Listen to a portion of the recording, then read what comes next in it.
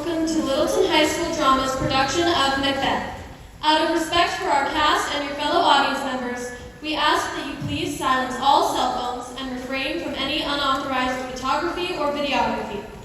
Please take a moment to locate the exit nearest to you in case of an emergency. There will be a short 15-minute intermission during which we welcome you to explore our selection of concessions and souvenirs available for purchase in the lobby. Now sit back, relax, and enjoy Macbeth.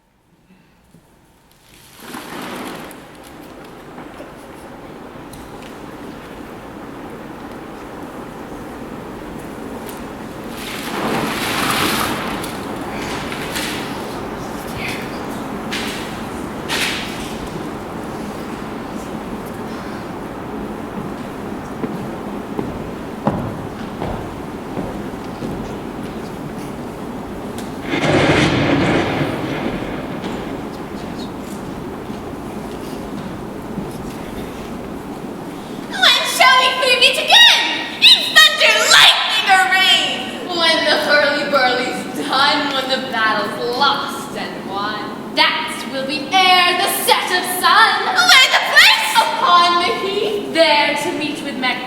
I come, grey Malkin, paddock call, anon. Fair is foul, and foul is fair. Hover through the fogs and fill the air.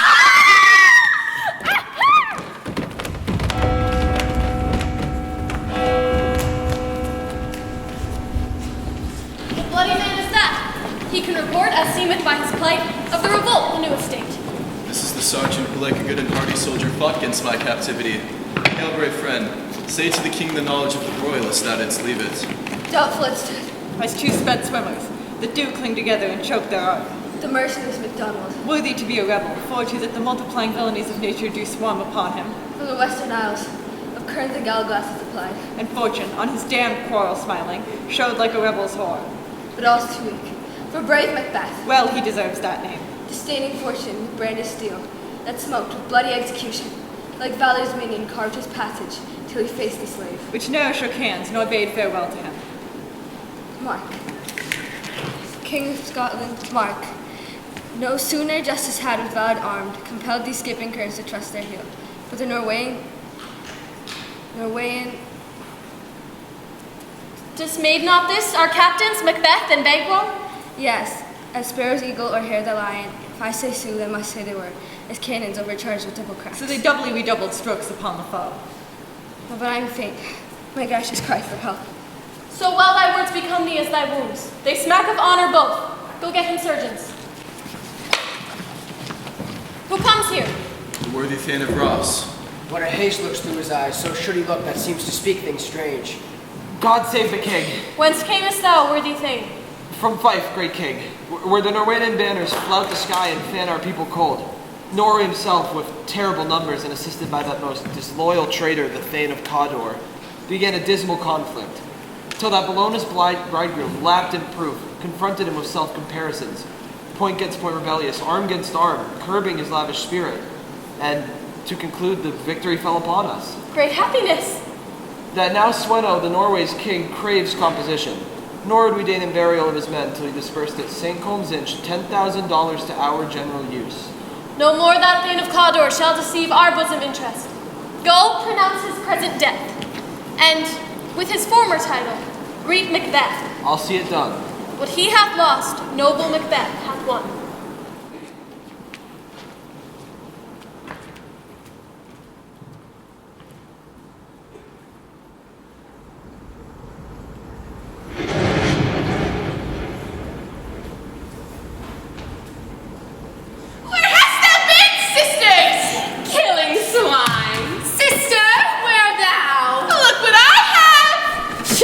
Show me. Here I have a pirate's thumb! Rector's homeward did he come! A drum, Macbeth doth come. The weird sisters,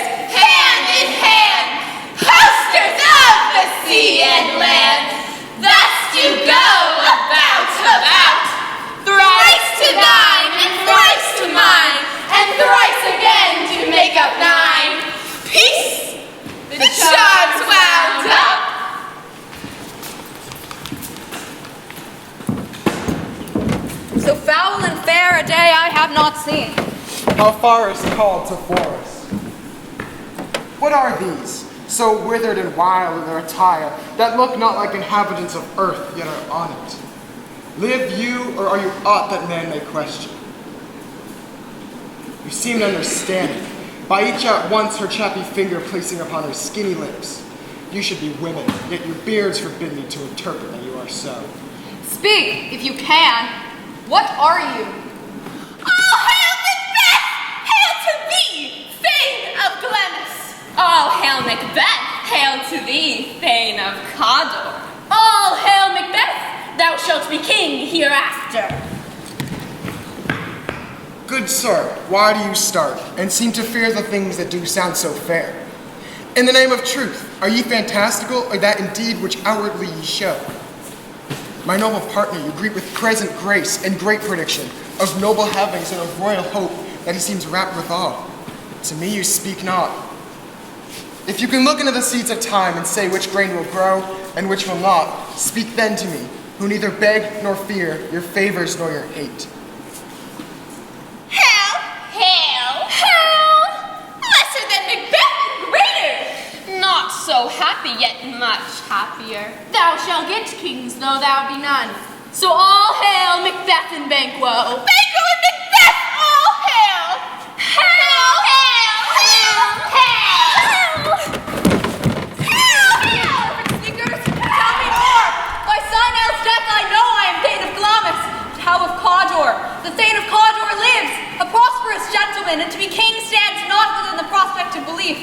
No more than to be Cawdor. Say, from whence you owe this strange intelligence, and why upon this blasted heath you stop our way with such prophetic greetings? Speak, I charge you. Whither are they vanished? Into the air. What seemed corporal melted as breath into wind. Would they had stayed. Were such things here as we do speak about, or have we eaten on the insane brute that takes the reason prisoner? Your children shall be kings, You shall be king. and Thane of Cawdor too, went it not so? To the self-same tune and word. Who's here? The king hath happily received, Macbeth, the news of thy success.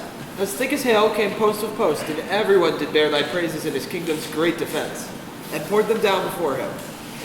We have come to give thee from our royal master thanks. And for an earnest of a greater honor, he bade me from him call thee Thane of Cawdor, in which addition, hail, most worthy Dane, for it is thine. What can the devil speak true? The Thane of Cawdor lives. Why do you dress me in borrowed robes? Who was the Thane lives yet, but under heavy judgment bears that life which he deserves to lose. Whether he was combined with those of Norway, or did line the rebel with hidden help and vantage, or that with both he labored in his country's wreck, I know not. But treason's capital, confessed and proved, have overthrown him. Glamis and Thane of Cawdor. The greatest is behind. Thanks for your pains. Do you not hope your children shall be kings, when those that gave the Thane of Cawdor to me promised no less to them?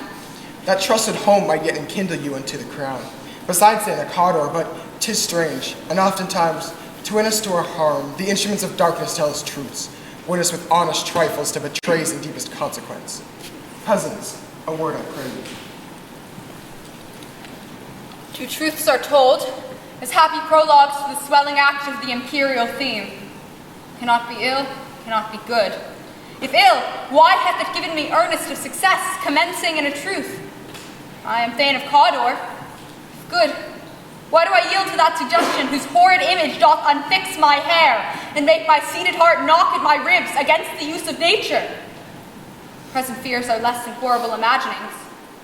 My thought, whose murder yet is but fantastical, shakes so my single state of man, that function is smothered in surmise, and nothing is but what is not. Look how our partner's racked. Chance will have me king. Why, chance may crown me without my stir. New horrors come upon him like our strange garments. Cleave not to their mold, but with the aid of use. Come what may, time and the hour runs through the roughest day. Worthy Macbeth, we stay upon your leisure. Give me your favor, my dull brain was wrought with things forgotten. Kind gentlemen, your pains are registered where every day I turn the leaf to read them. Let us towards the king, think upon what hath chanced, and that more time the interim having waited, let us speak our free hearts to each other. Very gladly. Till then, enough. Come, friends.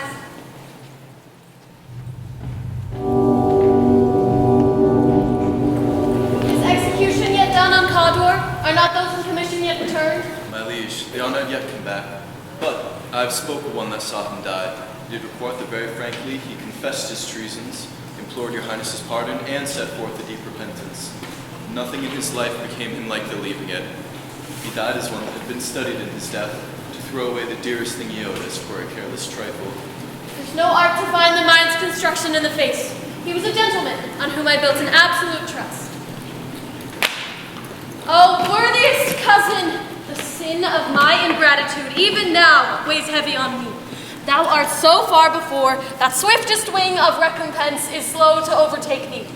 Would thou hadst less deserved that the proportion of both thanks and payment might have been mine. Only I have left to say, more is thy due than more than all can pay. The service and loyalty I owe in doing it pays itself. Your highness's part is to receive our duties, and our duties are to your throne and state children and servants, who do but what they should by doing everything safe toward your love and honor. Welcome hither. I have begun to plant thee, and will labor to make thee full of growing. Noble Banquo, that hadst no less deserved, nor must be known no less to have done so. Let me enfold thee, and hold thee to my heart. There if I grow, the harvest is your own. My plenteous joys, wanton in fullness, seek to hide themselves in drops of sorrows. Sons, thanes, kinsmen, and you whose places are nearest, know we will establish our estate upon our eldest, Malcolm, whom we name hereafter the Prince of Cumberland, which honor must not unaccompanied invest him only, but signs of nobleness, like stars, shall shine on all deservers.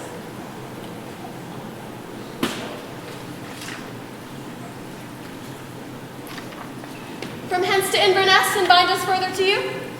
The rest is labor, which is not used for you. I'll be myself the harbinger, and make joyful the hearing of my wife with your approach. So, humbly take my leave. My worthy Cawdor. Prince of Cumberland. That is the step on which I must fall down or leap, for in my way it lies. Stars, hide your fires. Let not light see my black and deep desires. The eye winketh the hand, yet let that be, which the eye fears, when it is done, to see. True, noble Banquo. He is so valiant, and in his commendations I am fed. It is a banquet to me. Let's after him, whose care is gone before to bid us welcome. It is peerless, kinsman.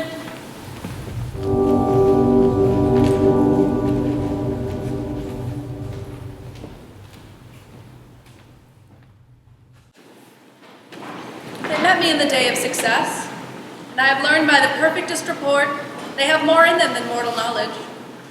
When I burned and desired to question them further, they made themselves air, into which they vanished. While I stood wrapped in the wonder of it all, came missives from the king, who all hailed me name of Cawdor, by which title before these weird sisters saluted me, and referred me to the coming on of time with, Hail King that shall be. This have I thought fit to deliver thee, my dearest partner of greatness, that thou mightst not lose the dues of rejoicing, by being ignorant of what greatness is promised thee. Lay it to thy heart, and farewell. Glummus thou art, and Cawdor, and shalt be what thou art promised. Yet do I fear thy nature. It is too full of the milk of human kindness to catch the nearest way. Thou wouldst be great, art not without ambition, but without the illness should attend it.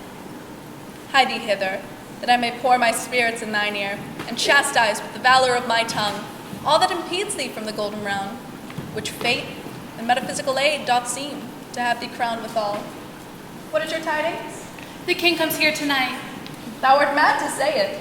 Is not thy master with him, who, were it so, would have informed for preparation? So please you, it is true. Are they in his coming? One of my fellows had the speed of him, who almost said for breath that scarcely more than would make up his message. Give him tending, he brings great news. The raven himself is hoarse that croaks the fatal entrance of Duncan under my battlements. Come, all you spirits that tend on mortal thoughts, unsex me here. Fill me from crown to toe, top full of direst cruelty. Make thick my blood. Stop up the axis and passage to remorse, that no compunctious visitings of nature shake my fell purpose, nor peace keep between the effect and it. Come, thick night, and pall thee in the dunnest smoke of hell. Let my keen dagger see not the wound it makes, nor heaven peep through the blanket of darkness to cry, hold, hold.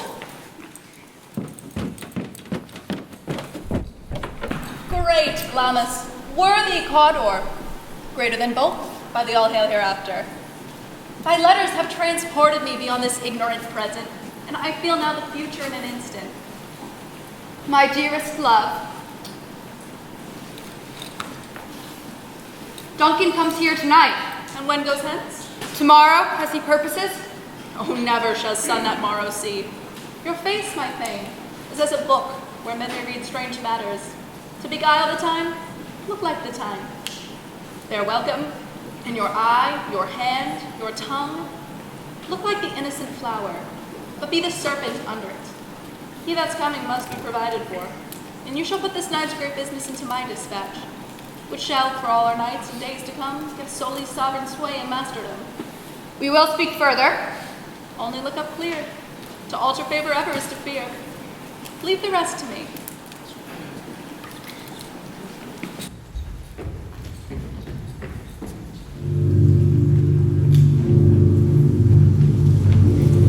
This castle hath a pleasant seat. Its air nimbly and sweetly recommends itself unto our princess. See, our honored hostess. The love that follows us sometime is our trouble, which still we thank as love. Herein I teach you how you shall bid God yield us for your pains and thank us for your troubles. All our service, in every point done twice, and then done double. We're poor and single business to contend with these honors, deep and broad, wherewith your majesty loads unto our house. For those of old, and the late dignities heaped up to them, we rest your hermits. Where is the Thane of Cawdor? We coursed him at the heels, and had a purpose to be his purveyor. But he rides well, and his love, sharp as his spur, hath holp him to his home before us. Fair and noble hostess, we are your guest tonight. Your servants ever have theirs themselves and what is theirs in compt, to make their audit at your highness's pleasure, still to return your own. Give me your hand and conduct me to mine host. We love him highly, and shall continue our graces toward him. By your leave, hostess.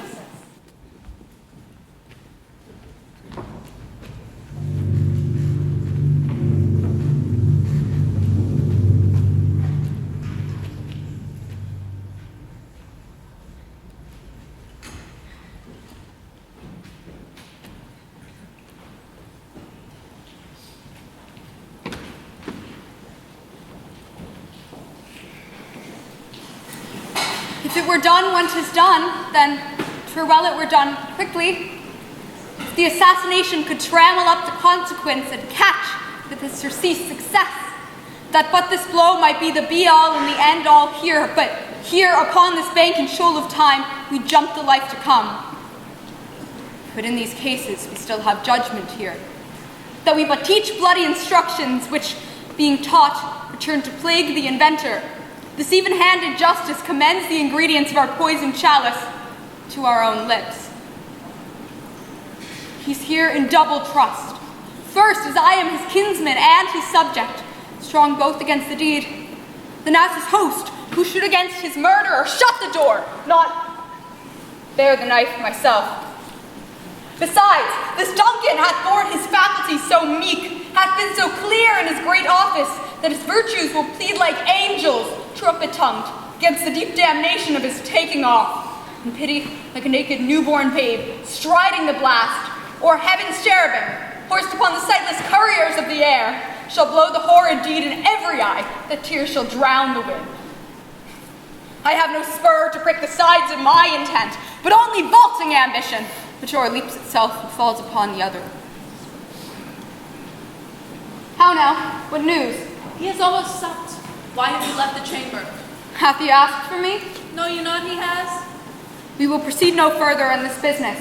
He hath honored me of late, and I have bought golden opinions from all sorts of people, which would be worn now in their newest gloss, not cast aside so soon. Was the hope drunk, wherein you dressed yourself? Hath it slept since? and wakes it now to look so green and pale at what it did so freely? From this time, such I account thy love. Art thou afeard to be the same in thine own act and valor as thou art in desire? Wouldst thou have that which thou esteemest the ornament of life, and live a coward in thine own esteem, letting I dare not wait upon I would, like the poor cat in the adage? Prithee, peace. I dare do all that may become a man, who dares do more is none. What beast was't then that made you break this enterprise to me? When you durst do it, then you were a man, and to be more than what you were, you would be so much more the man. Nor time nor place did then adhere, and yet you would make them both. They have made themselves, and that their fitness does unmake you. I have given suck, and know how tender 'tis to love the babe that milks me. I would, while it was smiling in my face, have dashed its brains out, had I so sworn as you have done to this. If we should fail, we fail. But screw your courage to the sticking place and will not fail. When Duncan is asleep, whereto the rather shall his day's journey soundly invite him? His 2 chamberlains will I with wine and wassail convince that memory, the warder of the brain, is but a fume, and the receipt of reason a limbeck only. When in swinish sleep their drenched natures lie, as if in a death, what cannot you and I perform upon the unguarded Duncan? What not put upon his spongy officers shall bear the guilt of our great quell? bring forth men and children only, for thy undaunted metal should compose nothing but males. Will it not be received when we have marked with blood those sleepy 2 of his own chamber and used their very daggers that they have done? Who dares receive it other? As we shall make our Greeks in clamor roar upon his death. I'm settled. Away, mock the time with fairest show. False face must hide what the false heart doth know.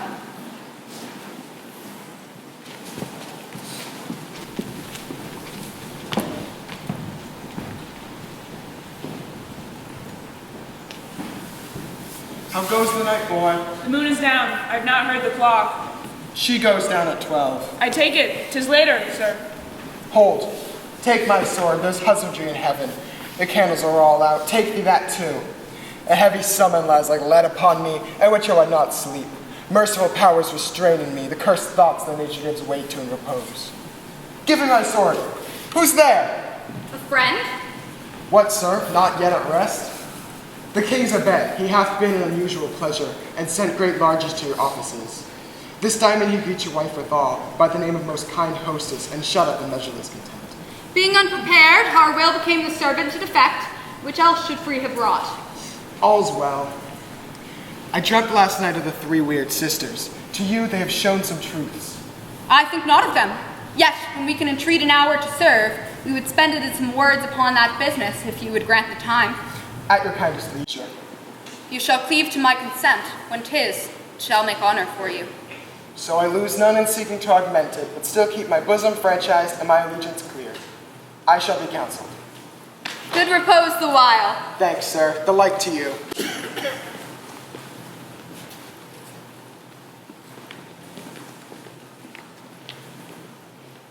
Go bid thy mistress, when my drink is ready, she strike upon the bell. Get thee to bed.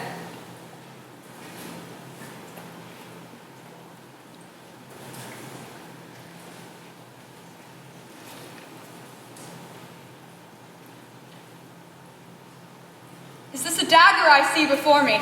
The handle toward my hand? Come, let me clutch thee. I have thee not, and yet I see thee still. Art thou not fatal vision, sensible to feeling as to sight? Or art thou but a dagger of the mind, false creation, proceeding from the heat oppressed brain? I see thee yet, in form as palpable as this which I now draw. Thou marshalst me the way that I was going, and such an instrument I was to use. Mine eyes are made the fools of the other senses, or else worth all the rest. I see thee still, and on thy blade and dudgeon gouts of blood, which was not so before. There's no such thing. It is the bloody business which informs thus to mine eyes. And thou sure and firm set earth, hear not my steps, which way they walk, for fear thy very stones pray to my whereabout, and take the present horror from the time which now suits with it. Whiles I threat he lives, words to the heat of deed too cold breath gives. I go, and it is done. The bell invites me. Hear it not, Duncan, for it is a knell that summons thee to heaven or to hell.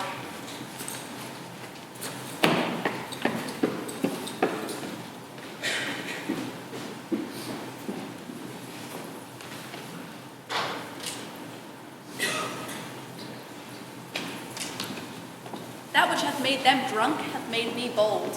What hath quenched them hath given me fire. Hark! Peace. Who's there? What ho! Alack! I'm afeard they have awaked, and 'tis not done. The attempt and not the deed confounds us. Hark! I laid the daggers ready. He could not miss him. Had he not resembled my father as I slept, I had done it. My husband! I have done the deed. Didst thou not hear a noise? I heard the owl scream and the crickets cry. Didst thou not speak? When? Now. As I descended. Aye. Hark! Who lies in the second chamber? Donalbain. This is a sorry sight. A foolish thought to say a sorry sight. There's one did laugh and sleep, and one cried, murder! That they did wake each other. I stood and heard them, but they said their prayers and addressed them again to sleep. There are two lodged together. One cried, God bless us, and amen the other, as they had seen me with these hangman's hands. Listening their fear, I could not say amen when they did say God bless us. Consider it not so deeply. But wherefore could I not pronounce amen? I had much need of blessing, and amen stuck in my throat. These deeds must not be thought after, so it will make us mad. Methought I heard a voice cry, sleep no more! Macbeth does murder sleep. The innocent sleep. Sleep that knits up the raveled sleeve of care, death of each day's life, balm of hurt minds, sore labor's bath, great nature's second course, chief nourisher in life's feast. What do you mean? Still it cried, sleep no more, to all the house. Glamis hath murdered sleep, and therefore Cawdor shall sleep no more. Macbeth shall sleep no more. Who was it that thus cried? Why, worthy Thane, you do unbend your noble strength to think so brain-sickly of things. Go get some water and wash this filthy witness from your hand. Why did you take the daggers from the place? They must lie there. Go and smear the sleepy grooms with blood. I'll go no more. I am afraid to think what I have done. Look on't again, I dare not. Infirm of purpose. The sleeping and the dead are but as pictures. 'Tis the eye of childhood that fears a painted devil. If you do bleed, I'll gild the faces of the grooms withal, for it must seem their guilt. Whence is that knocking? How is with me? When every noise appalls me. What hands are these? They pluck out mine eyes. Will great Neptune's oceans wash this blood clean from my hand? No, this my hand will rather the multitudinous seas and incarnadine, making the green one red. My hands are of your color, but I shame to wear a heart so white. I hear a knocking at the south gate. Retire we to our chamber. A little water clears us of the deed. How easy 'tis then, your constancy had left you unattended. Hark, more knocking. Get on your nightgown, lest occasion call us, and observe us to be watchers. Be not lost so poorly in your thoughts. To know my deed, 'twere best not know myself. Wake Duncan with thy knocking, I would thou couldst.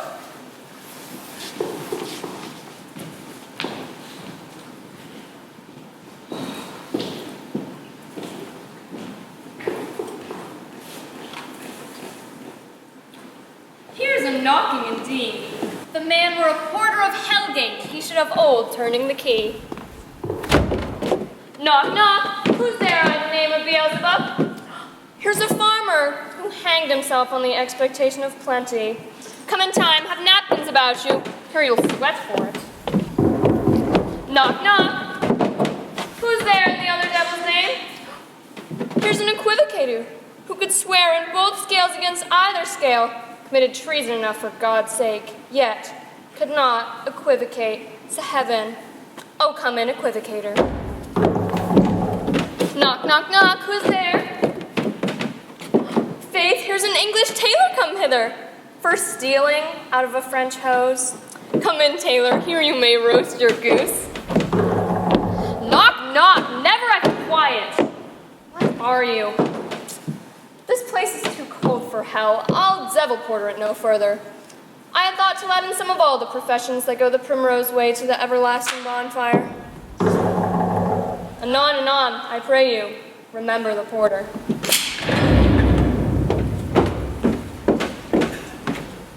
Was it so late, friend, ere you went to bed that you do lie so late? Yes, sir, we were cruising till the second call. Is thy master stirring? Our knocking has awakened him. Here he comes. Good morrow, noble sir. Good morrow, both. Is thy royal master stirring, worthy thane? Not yet. He did command me to call timely on him. I've almost slipped the hour. I'll bring you to him. I know 'tis a joyful trouble to you, but yet 'tis one. The labor we delight in, physics pain. This is the door. I'll make so bold to call, for it is my limited service. Goes the king hence today? He does. He did appoint so. The night has been unruly. Where we lay, our chimneys were blown down, and, as they say, lamentings heard in the air, strange screams of death, prophesying with accents terrible, of dire combustion and confused events. New hatched to the woeful time, the obscure bird clamoured the livelong night. Some say the earth was feverish and did shake. 'Twas a rough night. My young remembrance cannot parallel a fellow to it. Horror! Horror! Horror! Heart nor tongue cannot conceive nor name thee. What's the matter? Confusion hath made his masterpiece. Most sacrilegious murder hath broke up the Lord's anointed temple and stolen thence the life of the building. What is you say, the life? Mean you his majesty? Approach the chamber. Destroy your sight with a new gorgon. Do not bid me speak. See, and speak yourselves. Awake! Awake! Ring the alarm bell! Murder and treason! Malcolm, Banquo, Donalbain, awake! Shake off this downy sleep, death's counterfeit, and look upon death itself. Malcolm, Banquo, up, up! And look upon this great doom's image, as if from your graves rise up to countenance this horror. Ring the bell!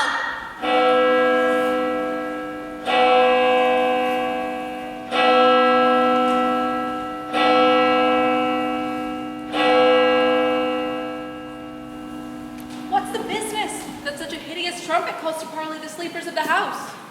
Speak. Speak. 'Tis not for you to hear what mine can speak. The repetition in a woman's ear would murder as it fell. Oh, Banquo. Banquo, our royal master is murdered. Well, alas, what, in our house? Too cruel anywhere. Dear Duff, I prithee contradict thyself, and say it is not so. Had I but died an hour before this chance, I had lived a blessed time. For from this moment there's nothing serious in mortality. All is but toys. Renown and grace is dead, the wine of life is drawn, and the mere lees has left this vault to Braga. What is amiss? You are and do not note. The spring, the head, the fountain of your blood is stopped. The very source of it is stopped. Your royal father's murdered. By whom? Those of his chamber, as it seemed, had done it. Their hands and faces were imbadged with blood, as were their daggers, which unlike to be found upon their pillows. They stared and were distracted. No man's life was to be trusted with them. Oh, yet I do repent me of my fury that I did kill them. Wherefore did you so? Who can be wise, amazed, temperate, and furious, loyal and neutral in a moment? No man. Thus the expedition my violent love outrun the pause or reason. Here lay Duncan, his silver skin laced with his golden blood, and his gashed stabs looked like a breach in nature for ruin's wasteful entrance. There, the murderers, steeped in the colors of their trade, their daggers unmannerly breached with gore. Who could refrain, that had a heart to love, and in that heart the courage to make his love known? Help me hence. Look to the lady.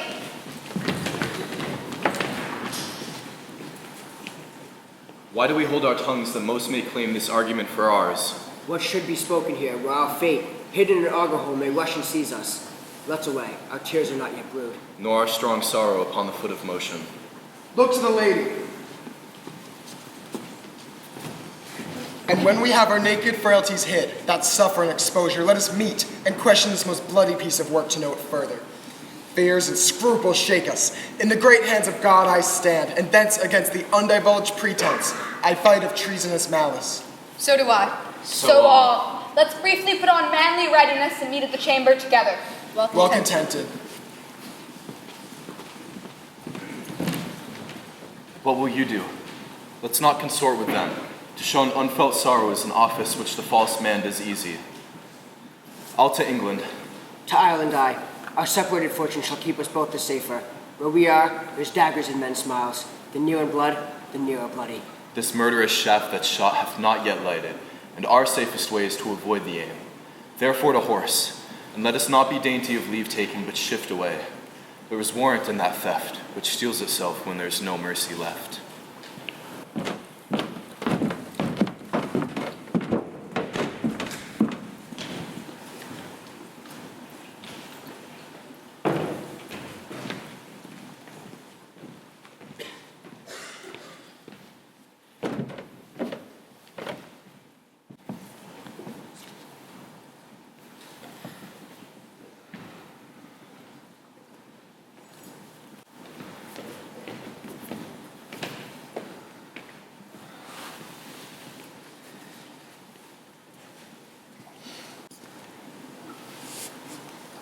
Threescore and 10 I can remember well, within the volume of which time I have seen hours dreadful and things strange, yet this sore night hath trifled former gnomes. Good father, thou seest the heavens as troubled if man's act threaten his bloody stage. By the clock 'tis day, and yet dark night strangles the traveling lamp.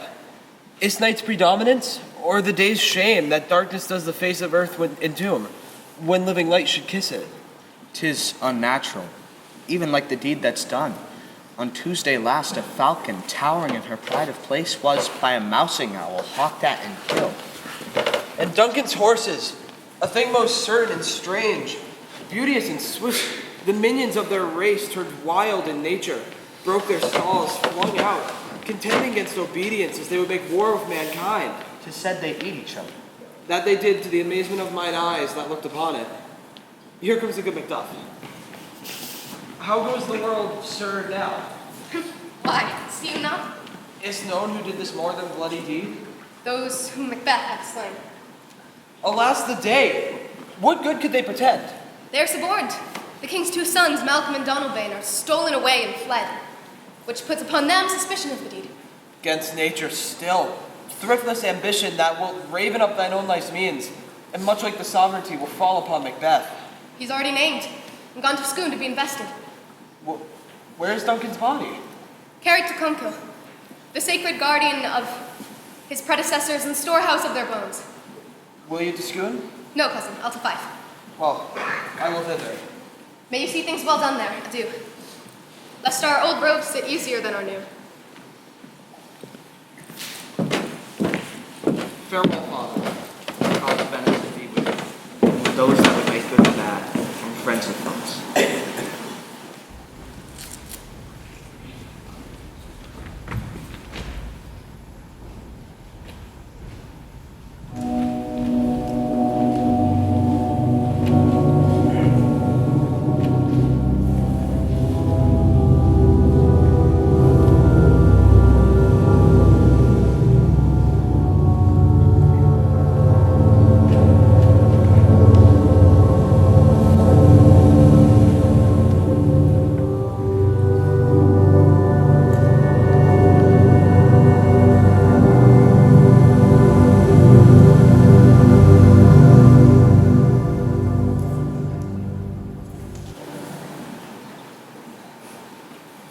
Thou hast it now.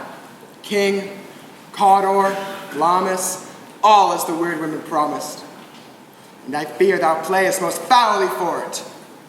Yet it was said it should not stand in thy posterity, but that myself should be the root and father of many kings. If there come truth from them, as upon thee Macbeth, let their speeches shine. Why, by the verities on thee made good, may they not be my oracles as well, and set me up in hope. But hush, no more.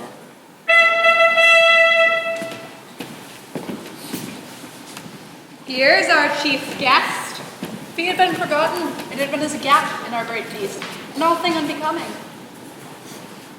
Let your highness command upon me, to the which my duties are with the most indissoluble tie, forever knit. Tonight we'll hold a solemn supper, sir, and I'll request your presence. Ride you this afternoon? Aye, my good lord. We should else have desired your good advice, which still hath been both grave and prosperous in this day's council, but we'll take tomorrow. As far you ride? As far, my lord, twixt this and supper. Go not my horse the better. I shall become a borrower of the night for a dark hour or twain. Fail not our feast. My lord, I will not.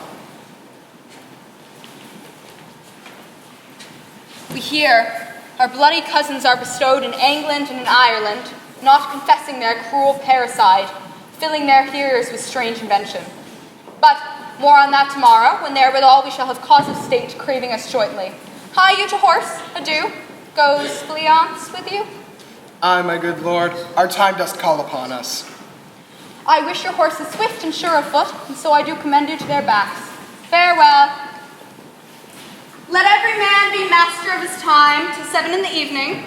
To make society the sweeter welcome, we shall keep ourselves till supper time alone. While then, God be with you. Sirrah, a word with you. Attend those men our pleasure? They are, my lord, without the palace gate. Bring them before us.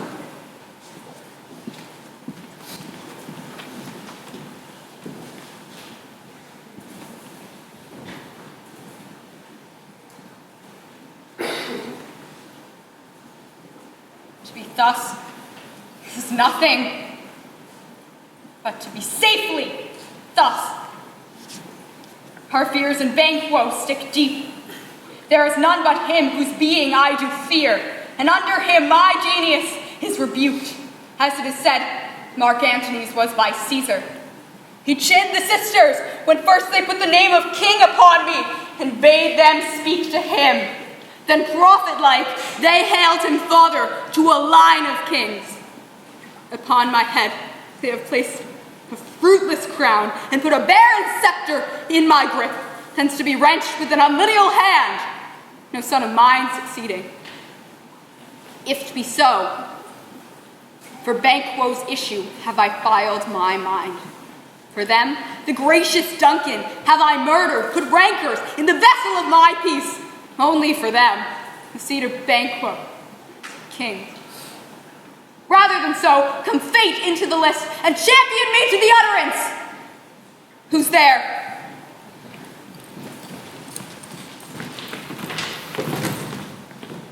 Now go to the door and stay till we call. Was it not yesterday we spoke together? It was, so please your highness. Well then now, have you considered of my speeches? Know that it was Banquo in times past that held you so under fortune, which you thought had been our innocent self. This I made good to you. You made it known to us. I did so, and went further, which is now our point of second meeting. Do you find your patience so predominant in your nature that you can let this go? We are men, my liege. In the catalogue ye go for men. But if you have a station in the file, not of the worst rank of manhood, say it, and I will put that business in your bosom, whose execution takes your enemy off, grapples you to the love and heart of us, who wear our health but sickly in his life, which in his death were perfect. I am one, my liege, from the vile blows and buffets of the world, of so incensed that I'm reckless what I do despite the world. And I another, so weary with disaster, tugged with fortune, that I would set my lie on any chance to mend it or be rid on't. Both of you know Banquo was your enemy. True, my lord. So is he mine, and in such bloody distance that every minute of his being thrusts against my nearest of life. And though I could, with bare-faced power, sweep him from my sight, and bid my will avouch it, yet I must not, for certain friends that are both his and mine, whose loves I may not drop, but wail his fall. We shall, my lord, perform what you command us. Your spirits shine through you. Within this hour at most, I will advise you where to plant yourselves, acquaint you with the perfect spy of the time, the moment on't, for it must be done tonight. His son Fleance, that keeps him company, whose absence is no less material to me than is his father's, must embrace the fate of that dark hour. Resolve yourselves apart, I'll come to you anon. We are resolved, my lord. Abide within, I'll call upon you straight. It is concluded. Banquo, thy soul's flight, if it find heaven, must find it out tonight.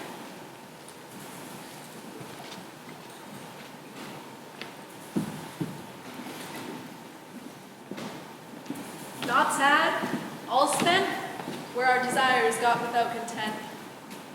'Tis safer to be that which we destroy, than by destruction dwell in doubtful joy. Is Banquo gone from court? Aye, madame, but returns again tonight. Set that aside. When the king comes, we will enjoy it. Madame, I will. How now, my lord? Why do you keep alone? Of sorriest fancies your companions making, thinking those thoughts which should indeed die with them they think on. Things without all remedy should be without regard. What's done is done. We have scotched the snake, not killed it.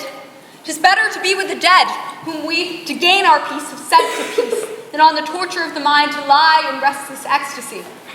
Duncan is in his grave. After life's fitful fever, he sleeps well. Treason is done his worst. Nor steel, nor poison, malice domestic, foreign levy, nothing can touch him further. Come on, gentle my lord. Sleek o'er your rugged looks. Be bright and jovial among your guests tonight. So shall I love, and so I pray, be you, that your remembrance applied to Banquo, presented eminence both with eye and tongue, and safe the while, that we must lave our honors in these flattering streams, and make our faces vizards to our hearts, disguising what they are. You must leave this. Full of scorpions is my mind, dear wife. Thou know'st that Banquo and his Leons lives. But in them nature's copies not etern. They are assailable. Then be thou jocund. Ere the bat hath flown his cloistered flight, there shall be done a deed of dreadful note. What's to be done? Be innocent of the knowledge, dearest Chuck, so thou applaud the deed. Come, sealing night. Things of the day begin to droop and drowse, when night's black agents to their praise do rouse. Thou marvelst at my words, but hold thee still. Things bad begun make strong themselves by ill. So, prithee, go with me.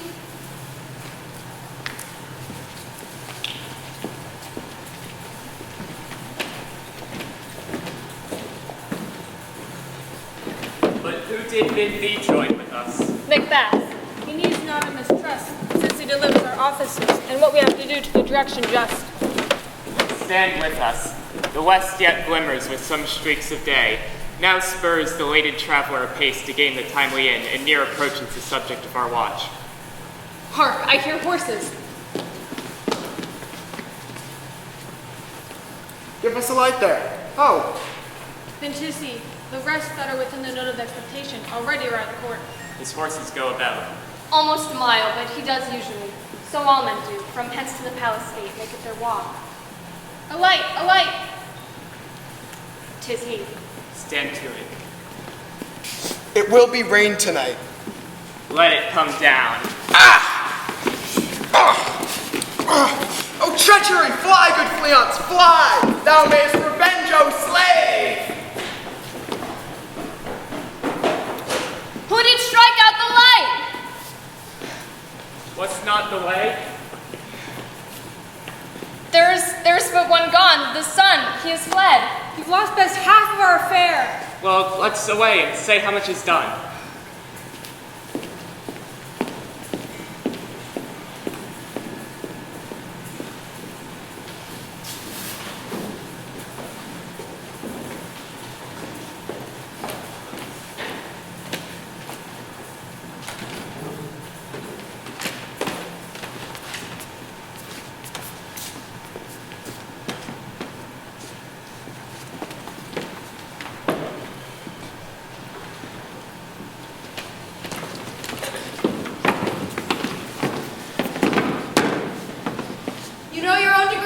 Sit down, at first and last the hearty welcome.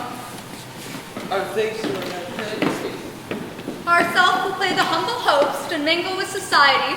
Our hostess keeps her state, but in best time we will require her welcome. Pronounce it for me, sir. Where my heart speaks, they are welcome. See, they encounter thee with their hearts' thanks. Both sides are even, here I'll sit in the midst. Be large in mirth, anon we'll drink a measure the table round.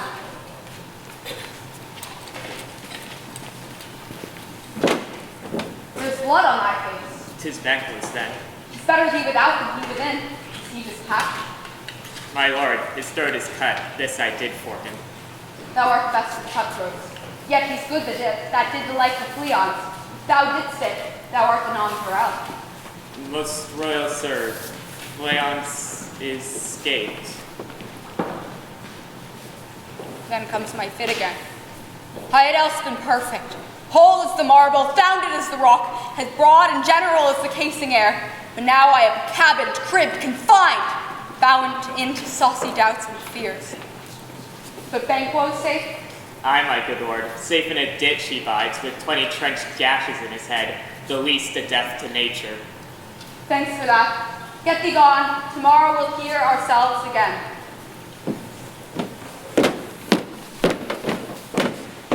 My noble lord, you do not give the cheer. Feast is sold that is not often vouched. What 'tis a making, 'tis given with welcome. To feed were best at home. From then the sauce to meat is ceremony. Meaning were bare without it. Sweet remembrancer. Now good digestion wait on appetite and health on both.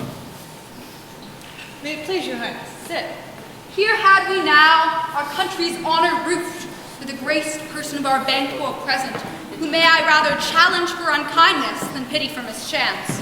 His absence, sir, lays blame on his promise. Please it your highness to grace us with your royal presence. Table's full. Here is a place reserved, sir. Where? Here. What is it that ails your majesty? Which of you have done this? Done what, my lord? Thou canst not say I did it. Never shaped thy gory locks at me. Gentlemen, rise. His highness is not well. Sit, worthy friends. My lord is often thus, and has been since his youth. Pray you, keep seat. The fit is momentary. Upon a thought he will again be well. If much you note him, you shall offend him and extend his passion. Feed and regard him not. Are you a man? And a bold one, that dare look on that which might appall the devil. Oh, proper stuff. This is the very painting of your fear. This is the air-drawn dagger which you said led you to Duncan.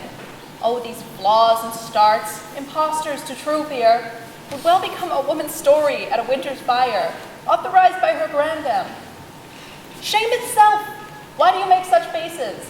When all's done, you look one on a stool. Prithee, look, lo, behold! What say you? Why, what care I, if thou canst nod, speak to?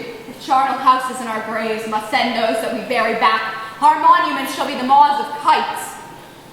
What, quite unmanned in folly? If I stand here, I saw him. Fie, for shame! Blood hath been shed here now.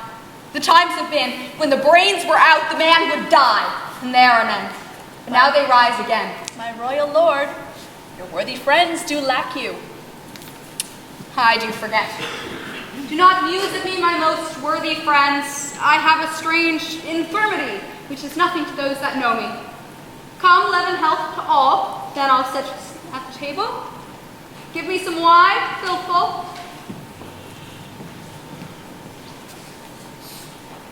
I drink to the general joy of the whole table, and to our dear friend Banquo, whom we miss. Would he were here. To all and to him we thirst, and all to all. Our duties in the pledge.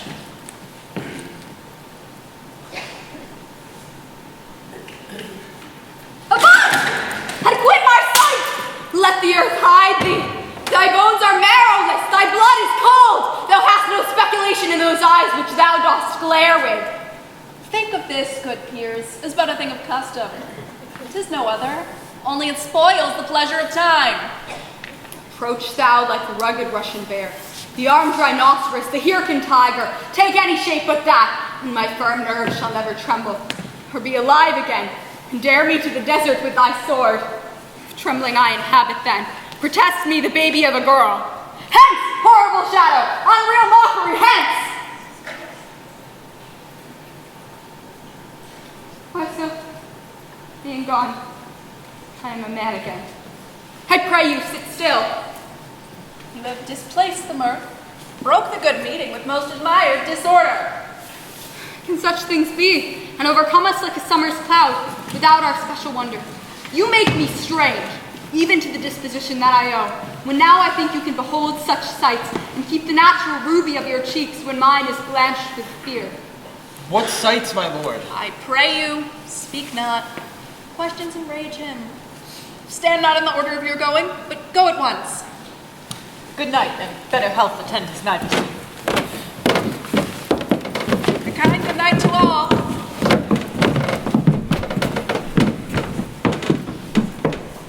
We'll have blood, they say. Blood will have blood. Stones have been known to move, trees to speak. Augurs and understood relations have by maggot pies and chops and brooks brought forth the secretest man of blood. What is the night? Almost at odds with morning. Which is which? How say'st thou that Macduff denies his person at our great bidding? Did you send for him, sir? I hear it by the way, but I will send. There's not a one of them, but in his house I keep a servant feed. I will tomorrow, and betimes I will, to the weird sisters. More shall they speak, for now I am bent to know, by the worst means, the worst. For mine own good, all causes shall give way. I am in blood, stepped in so deep, that should I wade no more, returning were as tedious as go o'er. Strange things I have in head, that will to hand, which must be acted ere they may be scanned. You lack the season of all natures. Sleep. Come, go to sleep. My strange and self-abuse is the initiate fear that wants hard use. We are yet but young indeed.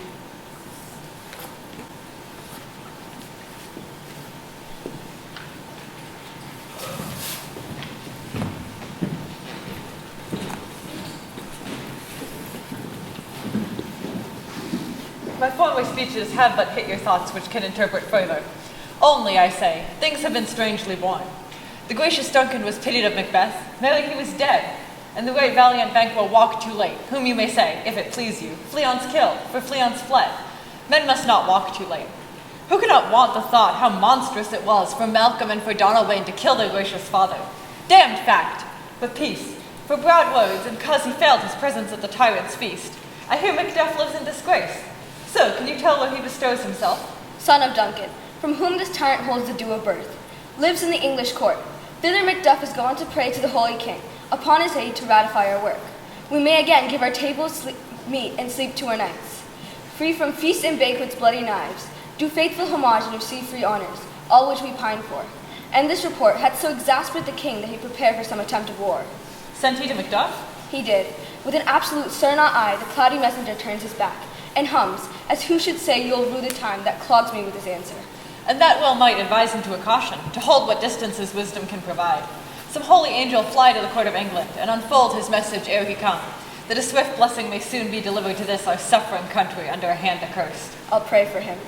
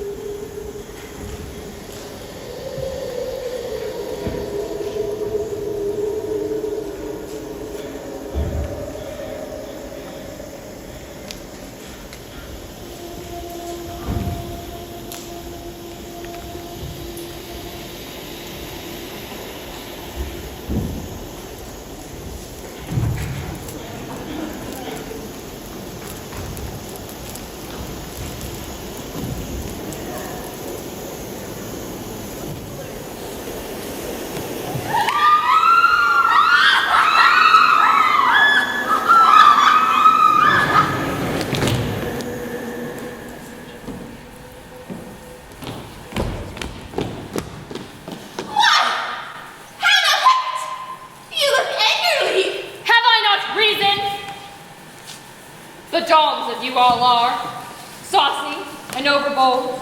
All you have done hath been for a wayward son, spiteful and wrathful, who loves for his own ends, not for you.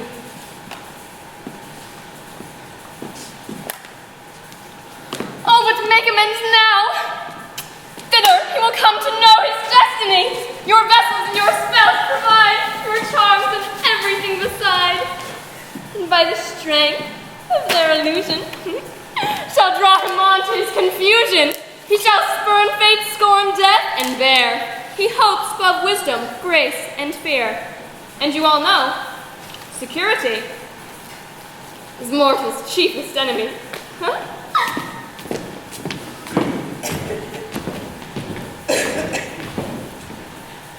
Come, let's make haste. She'll soon be back again. Thrice the Prince of California! Thrice and once the head pig wine.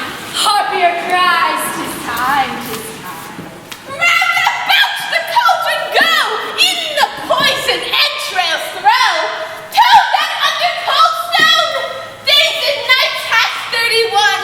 Sweltered venom, sleeping gut, boil thou first, aye, the charred pot. Double, double, toil and trouble, fire burn and cauldron bubble.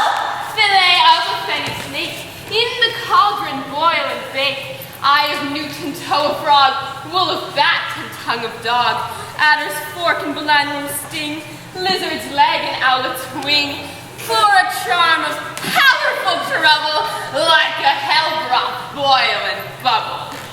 Double, double, toil and trouble, fire burn and cauldron bubble. Scale of dragon, tooth of wolf, witch's mummy, maw and gulp, of the raven salt sea sharp, root of hemlock dig in the dark, stolen drops of morning dew, gall of goat and slips of yew, silvered in the moon's eclipse, wings of white and roses hips, finger of birth strangled babe, ditch delivered by a drab, make the gruel thick and slab, add thereto a tiger's chaldron for the ingredients of our cauldron.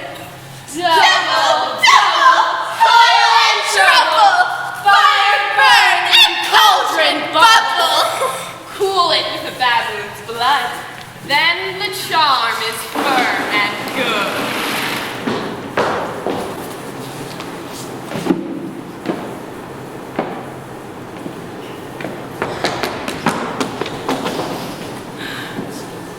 Oh, well done!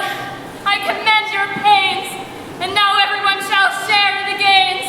Now abed the cauldron sing, like elves and fairies in a ring, enchanting all to put in.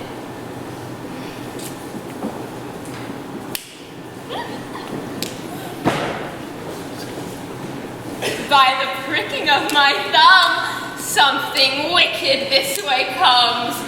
Open locks, whoever knocks. How now, you secret black and midnight hags? What is't you do?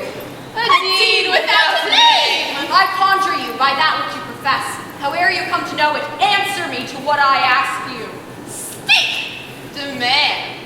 We'll answer. Say, if thou'st rather hear it from our mouths, or from our masters. Call 'em, let me see 'em. Pour in Sal's blood that hath eaten her night pharaoh, Greece that's sweeten, and for the murderous give a throw into the flame. Come high or low, thyself and office deftly show. Tell me, thou unknown power. He knows thy thought, hear his speech, but say thou not. Macbeth, Macbeth, Macbeth! Beware, Macduff, beware the Thane of Fife. Dismiss me, enough. Whate'er thou art, for thy good caution, thanks.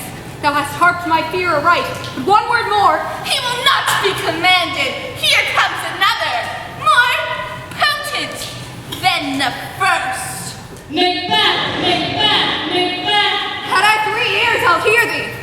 Be bloody, bold, and resolute. Laugh to scorn the power of man, for none of woman born shall Macduff, what need I fear of thee? But yet I'll make assurance double sure, and take a bond of fate. Thou shalt not live, that I may tell pale-hearted fear it lies, and sleep in spite of thunder.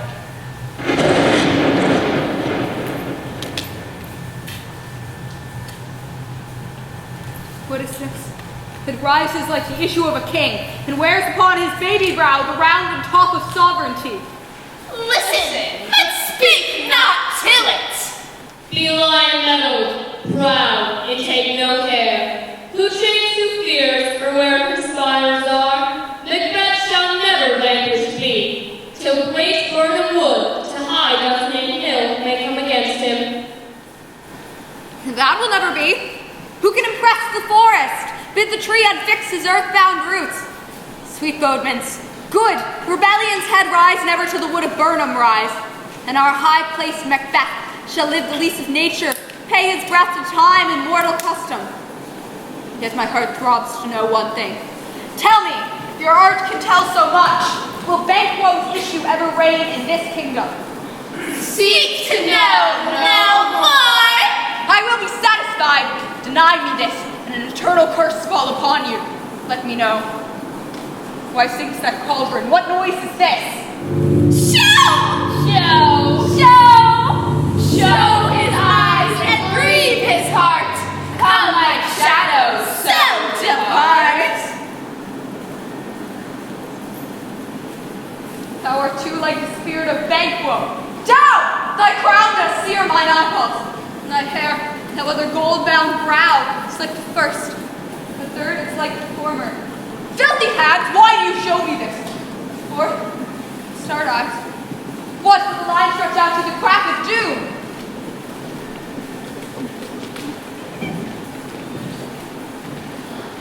Another yet. Seven. I'll see no more. And yet the eighth appears, who bears a glass which shows me many more. Some I see that twofold balls and treble scepters carry. Horrible sight. Now I see 'tis true, for the blood-vultured Banquo smiles upon me and points at them for his. What, is this so? Aye, sir. Oh, this is so. But why stares Macbeth thus amazedly? Come, sisters, cheer me up his sprites, and show the best of our delights. I'll charm the air to give a sound while you perform your antic round, and that this great king may kindly say, our duties did his welcome pay.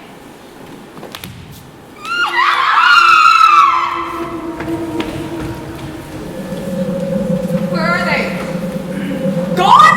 Let this pernicious hour stand I accursed in the calendar. Come in without there. What is thy grace's will? Infected be the air whereon they ride, and damned all those that trust them.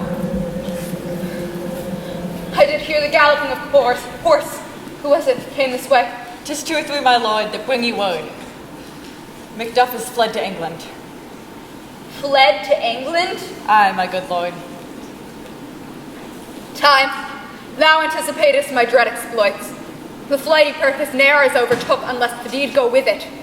From this moment, the very firstlings of my heart shall be the firstlings of my hand. And even now, to crown my thoughts with acts, be it thought and done. The castle of Macduff will I surprise, seize upon Fife, put to the edge of the sword his wife, his babies, and all unfortunate souls that trace him in his line. No boasting like a fool. This deed I'll do before this purpose fool. But no more sights. Come, where are these gentlemen? Bring me where they are.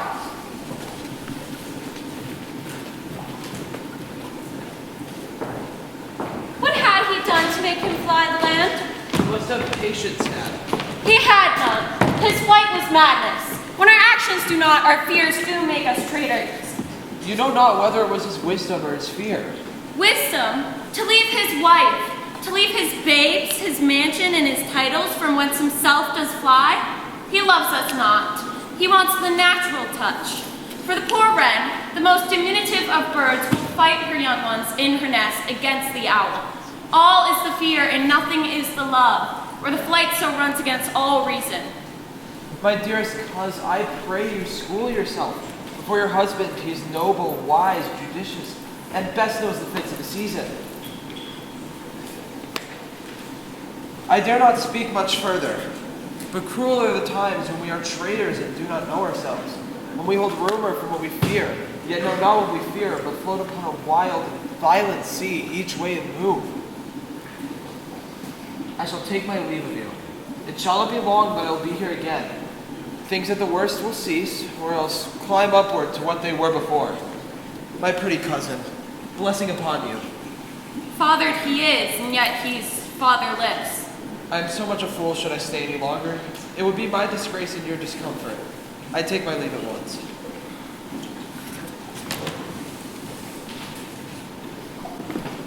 Sirrah, your father's dead. And what will you do now? How will you live? As birds do, Mother. What, with worms and flies? With what I get, I mean, and so do they. Poor bird. Thou wouldst never fear the net nor line, the pitfall nor the gin. Why should I, Mother? Poor birds they are not set for. My father's not dead, for all you're saying. Aye, he is dead. How wilt thou do for a father? Nay, how will you do for a husband? Why, I can buy me 20 at any market. Then you'll buy 'em to sell again. Thy speaks with all thy wit, and yet, in faith, with wit enough for thee. Was my father a traitor, Mother? Aye, that he was. What is a traitor?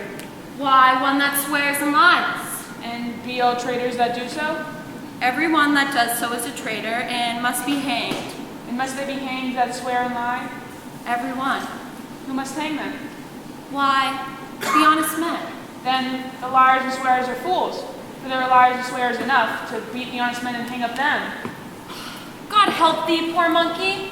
But how wilt thou do for a father? If he were dead, you'd weep for him. If not, it is a good sign that I should quickly have a new father. Poor prattler, how thou talkest. Bless you, fair dame, I am not you known, though in your state of honor I am perfect. I doubt some danger does approach you nearly. If you will take a homely man's advice, be not bound to your heads with your little ones. To fright you thus, methinks I am too savage. To do worse, you will feel cruelty, which is too nigh your person. Heaven preserve you, I dare abide no longer. Whither should I fly? I have done no harm. But I remember now I'm in this earthly world, where to do harm is often laudable. To do good sometime accounted dangerous folly. Why then, alas, do I put up that womanly defense to say I've done no harm? What are these faces? Where is your husband? Why, I hope in no place so unsanctified where thou mayst find him. He's a traitor. Thou liest, thou shag-haired villain! What, you egg?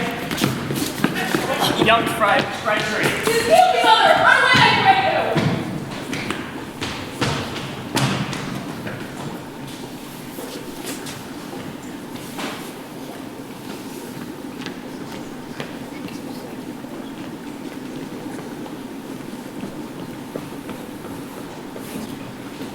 Let us seek out some desolate shade, and there weep our sad bosoms empty.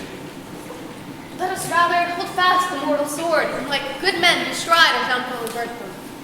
Each new morn, new widows howl, new orphans cry, new sorrows strike heaven on the face, that it resounds has been felt with ugly Scotland, and yelled out a syllable of dollar. Would I believe I'll wail, what no believe and what I can redress, as I shall find the time to friend I will. What you have spoke, it may be so perchance. This tyrant whose sole name blisters our tongues was once thought honest.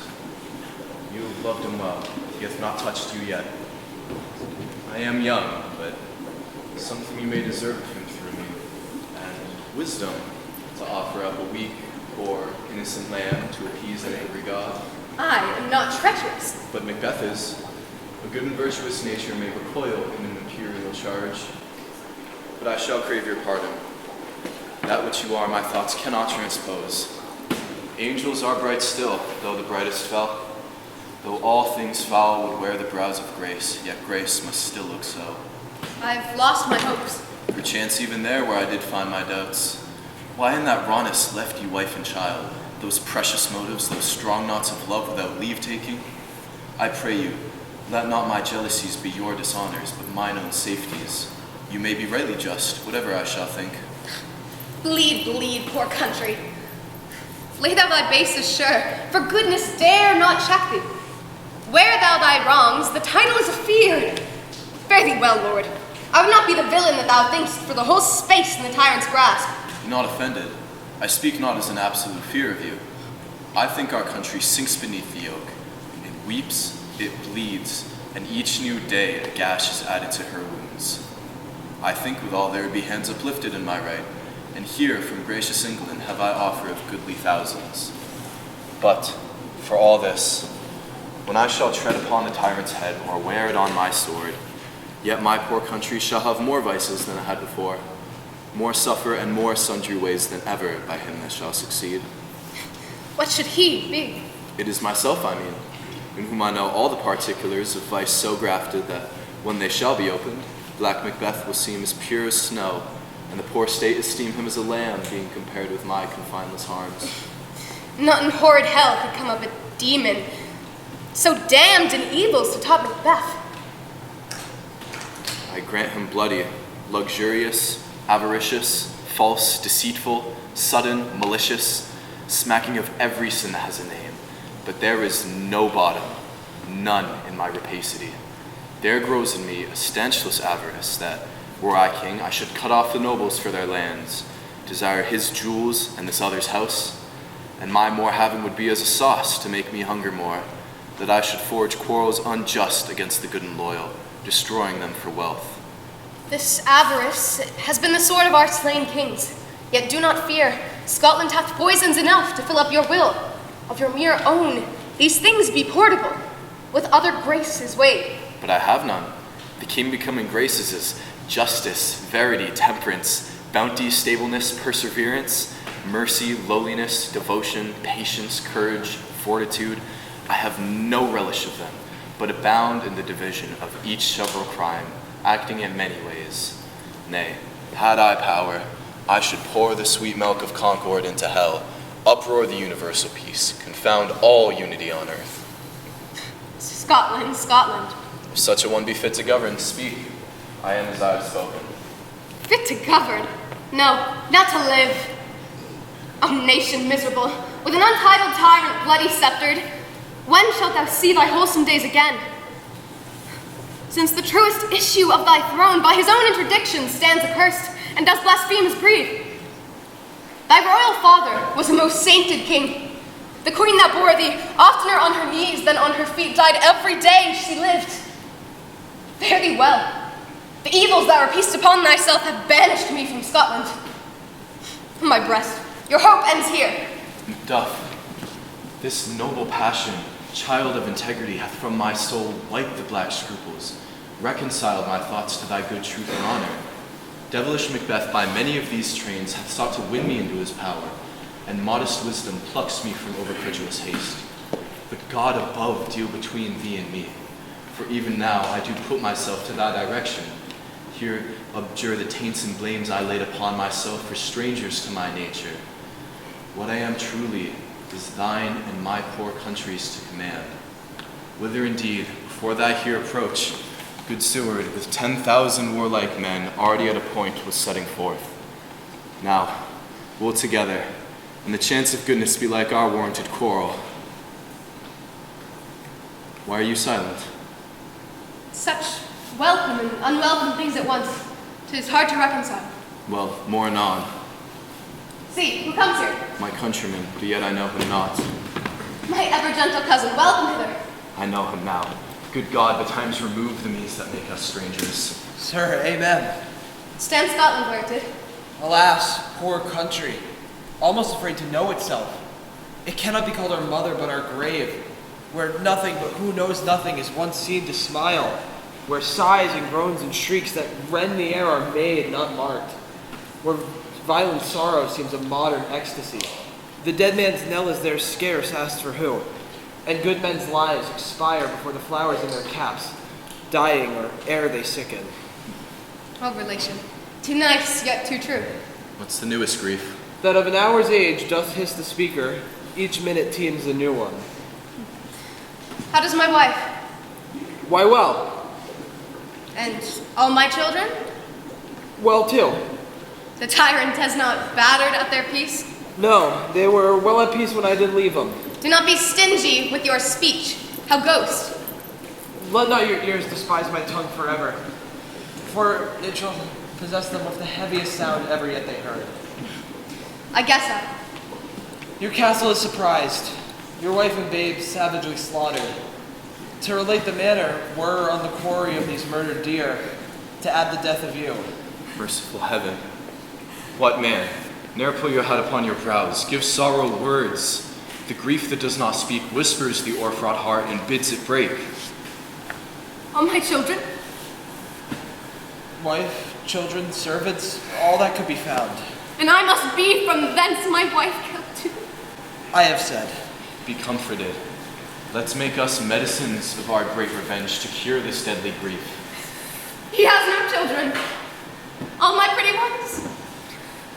Oh, did you say all? All?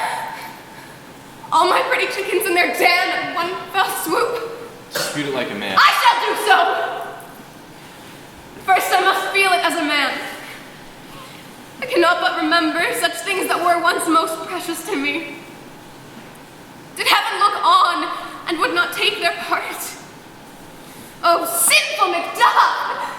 It was for thee they were struck.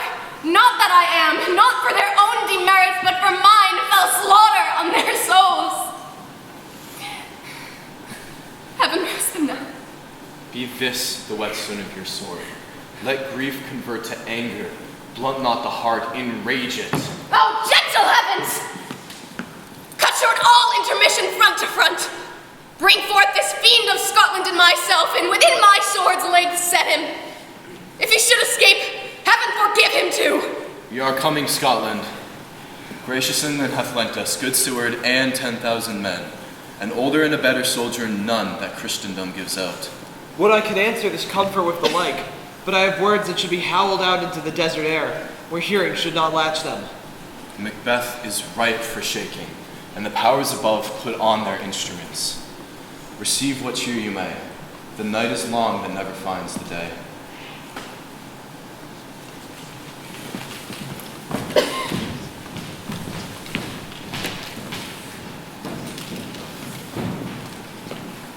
I have 2 nights watched with you, yet can perceive no truth in your report. When was it she last walked? Since His Majesty has gone into the field, I have seen her rise from her bed, draw her nightgown upon her, unlock her closet, take forth paper, fold it, write upon it, read it, and afterward seal it, and again return to bed, yet all this while in a most fast sleep. A great perturbation in nature. To receive at once the benefit of sleep and do the effects of watching. In this slumbery agitation, besides her walking and other actual performances, what at any time have you heard her say? That, sir, which I will not report after her. You make to me, and 'tis most sweet you should. Neither to you, nor to anyone, having no witnesses to confirm my report. Lo you, here she comes. This is her very guise, and upon my life, fast asleep. Observe her, stand close. How came she by that light? Why, I stood by her. She has light by her continually. 'Tis her command. You see, her eyes are open. Aye, but their senses shut. What's it she does now? Look how she rubs her hands. It is an accustomed action with her, to seem thus washing. I've known her to continue it a quarter of an hour. Yet here's a spot. Hark! She speaks. I will set down what comes from her, to satisfy my remembrance the more strongly. Out, damn spot! Out! Out, I say! 1, 2. Why, 'tis when 'twere done. Fie, my lord, fie! A soldier and a feared? What need we fear who knows it, when none can call our power to account? Yet who would have thought the old man to have had so much blood in him? Do you mark that? The Thane of Fife had a wife. Where is she now? What, will these hands ne'er be clean? No more of that, my lord, no more of that. You are all with this starting. Go to, go to. You have known what you should not. She has spoke what she should not. This I am sure. Heaven knows what she has known. Here's the smell of blood still. All the perfume of Arabia will not sweeten this little hand. Oh, oh, oh! What a sigh is there. The heart is sorely charged. I would not have such a heart in my bosom for the dignity of the whole body. Well, well, well. Pray God it be, sir. This disease is beyond my practice. Yet I have known those who have walked in their sleep, who have died holily in their beds. Wash your face. Put on your nightgown. Look not so pale. I tell you yet again, Banquo is buried. He cannot come out of his grave. Even so? There's a knocking. To bed, to bed. Come, come, give me your hand. What's done cannot be undone. To bed, to bed. Will she go now to bed? Directly.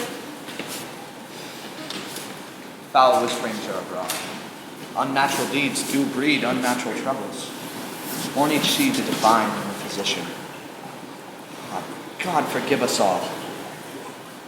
Look after her. Remove from her the means of all annoyance, and still keep eyes upon her. So, good night. I think, but dare not speak. Good night, good father. The mind she has made can amaze my sight.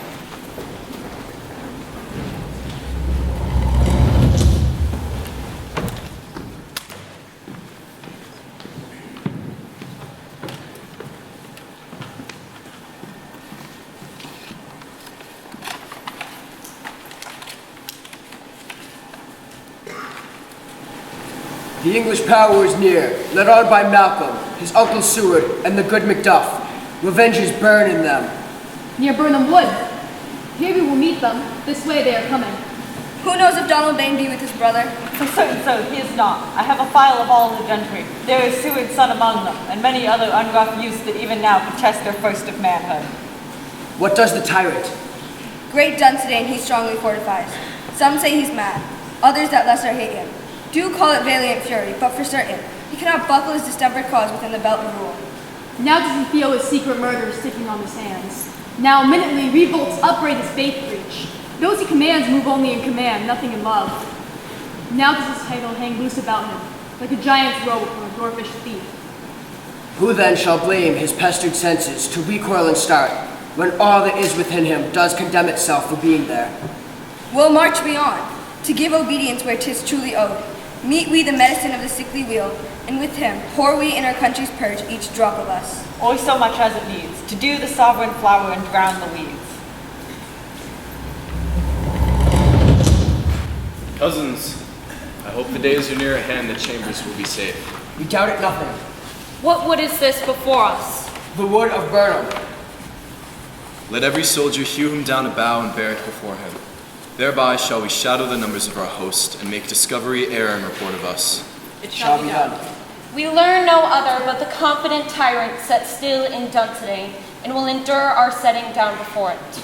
'Tis his main hope, for where there is advantage to be given, both more and less have given him the revolt, and none serve with him but constrained things, whose hearts are absent too.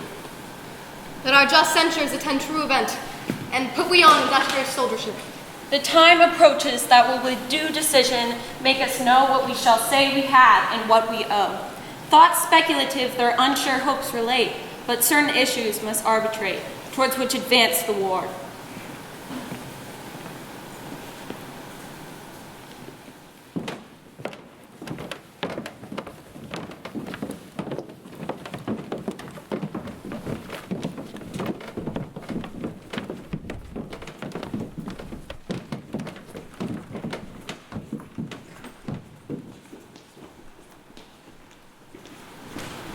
Bring me no more reports.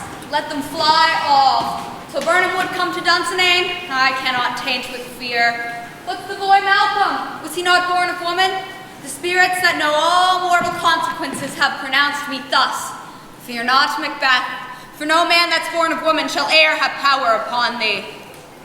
And fly, false thanes, and mingle with the English epicures. The mind I sway by and the heart I bear shall never sag with doubt nor shake with fear. The devil damn thee black, thou cream-faced loon. Where gott'st thou that goose look? There is 10,000. Geese, villain? Soldiers, sir. Go prick thy face and overread thy fear, thou lily-livered boy. What soldier is Patch? Death of thy soul. Those linen cheeks of thine are counselors to fear. What soldiers, whey-face? The English force shall please you. Take thy face hence. I am sick at heart when I behold Satan! This push will cheer me ever, or deceit me now. I've lived long enough. My way of life has fallen into the sear, the yellow leaf, and that which should accompany old age, as honor, love, obedience, troops of friends, I must not look to have. But in their place, curses, not loud, deep, mouth honor, breath, which the poor heart would fain deny and dare not. Satan, I say! What is your gracious pleasure? What news more? All this confirms my word, which was reported. I'll fight till from my bones my flesh be hacked. Give me my armor. 'Tis not needed yet. I'll put it on. Send more horses. Scur the country round. Hang those that talk of fear. Give me my armor. How does your patient, Father? Not so sick, my lord, as she is troubled with thick coming fancies that keep her from her rest. Cure her of that. Canst thou not minister to a mind diseased? Cleanse the stuffed bosom, that perilous stuff which hangs heavy upon the heart? Therein the patient must minister to himself. Throw physic to the dogs, I'll none of it.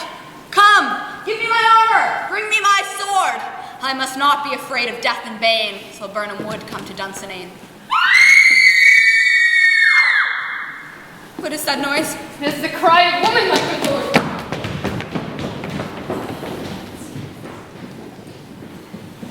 I have almost forgot the taste of fear. The time has been, my senses would have cooled to hear a night shriek, and my dismal treatise of hair would add arouse and stir, as life were in. I have supped full with horrors. Direness, familiar to my slaughterous thoughts, cannot once start me. Wherefore was that noise? The queen, my lord, is dead.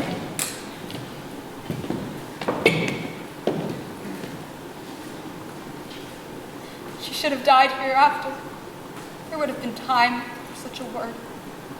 Tomorrow, and tomorrow, and tomorrow creeps in this petty pace from day to day, to the last syllable of recorded time, and all our yesterdays blighted fools away to dusty death. Out, out, breathe the candle. Life's but a walking shadow. A poor player that struts and frets his hour upon the stage and is heard no more. It is a tale told by an idiot, full of sound and fury, signifying nothing. Thou comest to use thy tongue, thy story quickly. Gracious my lord, I should report that which I say I saw, but know not how to do it. Well, say, sir. As I did stand and watch upon the hill, I looked toward Burnham, and anon, methought, the wood began to move. Liar. Let me endure your wrath, if not be so. Within this 3 mile may you see it coming. I say a moving grove. If thou speakst false, upon the next tree shalt thou hang alive, till famine cling to thee. Fear not, till Burnham would come to Dunsinane, and now a wood comes towards Dunsinane. Arm, out! If this which he avouches does appear, there is no flying hence, nor tarrying here. I begin to be weary of the sun, and wish the estate of the world were now undone. Ring the alarum bell! Blow, wind, come, wrath! At least we'll die with harness on our back.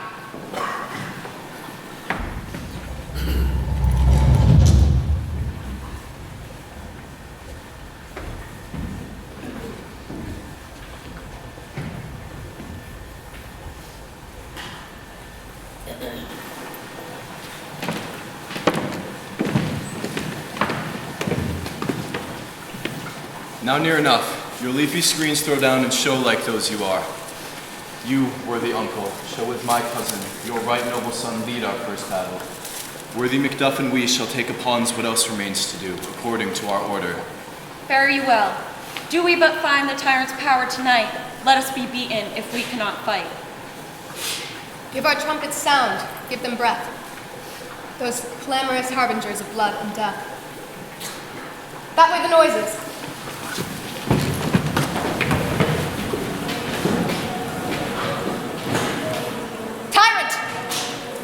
Show thyself.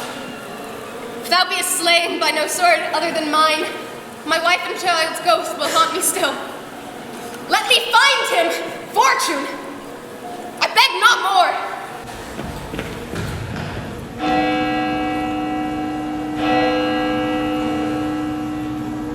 Would he that was not born of woman, such a one am I to fear, or none. What is thy name?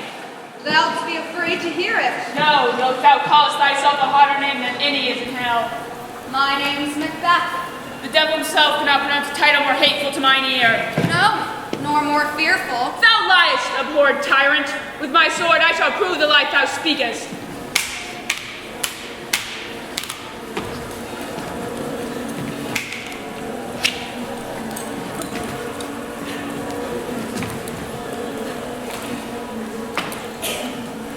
Thou wast born of woman.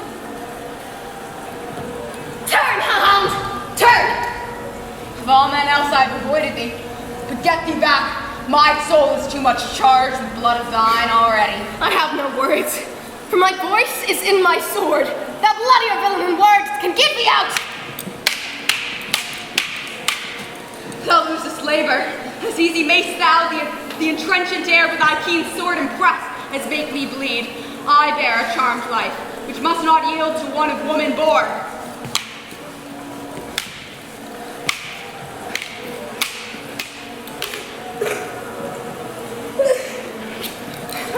Despair thy charm. Let the angel whom thou still hast served tell thee, Macduff was from his mother's womb untimely ripped. Accursed be the tongue that tells me so. For it hath cowed my better part of man. And be these juggling fiends no more believed, that palter with us in a double sense. Keep the word of promise to our ear. Break it to our hearts. I'll not fight with thee. Then yield thee, coward! And live to see the sight and gaze the times. Well, happy as our rare monsters are. Painted to appall, and I'm a writ. Here be the tyrants. I will not yield! Though Burnham would be come to Dunsinane, and thou opposed, being of no woman born, yet I will try the last. Before my body I throw my warlike shield. Lay on, Macduff, and damned be him that first cries, Ho! Enough!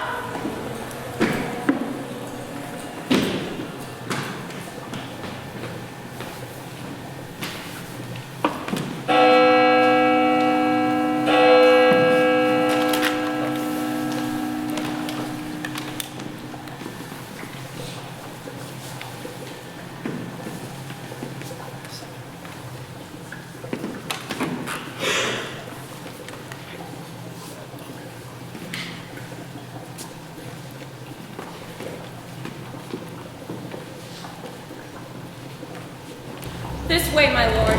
The castle's gently rendered. The tyrants' people on both sides do fight. The noble thanes do bravely in the war. The day almost professes yours, and little is to do. You have met with foes that strike beside us. Macduff is missing, and your noble son. Your son, my lord, has paid a soldier's debt.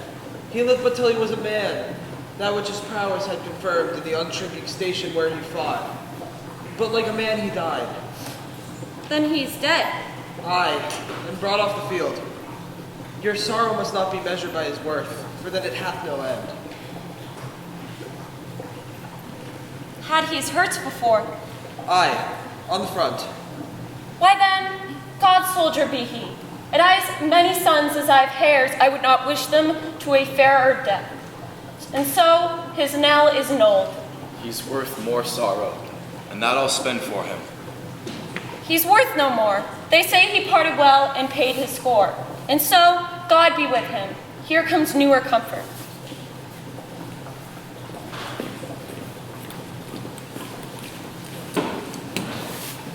Hail, King! For so thou art. Behold, where stands the usurper's cursed head.